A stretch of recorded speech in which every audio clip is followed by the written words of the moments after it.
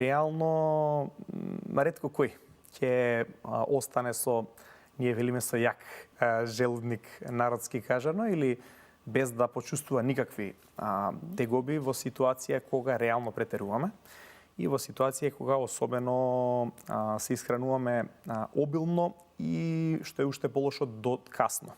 Значи, касно во ноќните часови. Значи, оптеретуваме доста органи во период кога тие би требало да одмарат и да спијат.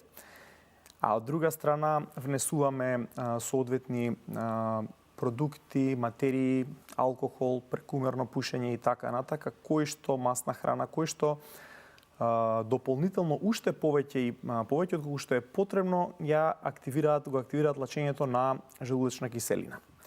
Во ваква една ситуација доаѓа до така наречена диспепсија или хиперацидитет, едноставно прекумерно лачење на ова желудочна киселина во желудникот и ние тоа го чувствуваме како едно печење, жарење дали во желудникот, дури и понатака и во хранопроводот, зависно доколку преголеми количини имаме внесено на храна и доста се излачи оваа желудочна киселина, па не може да се задржи на нивото на желудникот, се качува и нагоре, па предизвикува дополнителни проблеми.